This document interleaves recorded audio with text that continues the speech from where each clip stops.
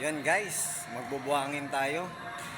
Sa biyaya ng Diyos, mag-aakot tayo ng buhangin sa labas para sa church sa gawain ng Panginoon. Nanakutin ko yung mga sako. Makakot po tayong buhangin, mga sako. At dadalhin dito para pang-finishing, pantapos sa church. Yan. Yung sako na gagamitin para sa church. Pagbubuhangin. Yan. Tapos pala. So, yun guys, mag-aakot tayo ng buhangin para sa church. Yan. Yan, para yan sa church. Yan, dyan.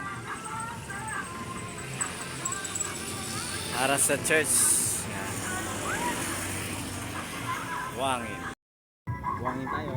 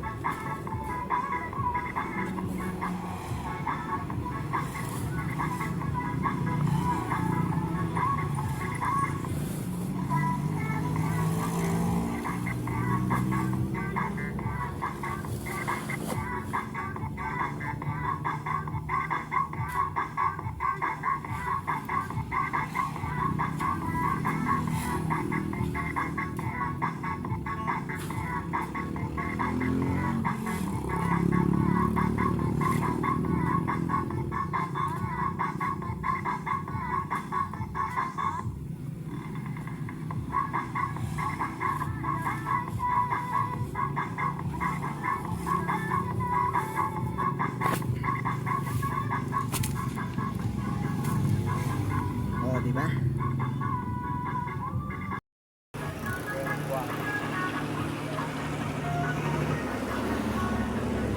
Saan na tayo magbuhangin? Buhangin.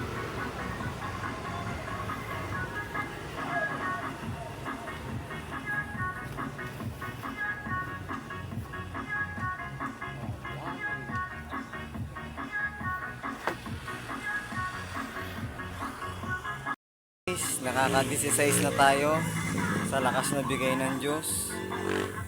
Ayan, nakaka-16 na tayo. Ayan. Nakaka-16 na tayo.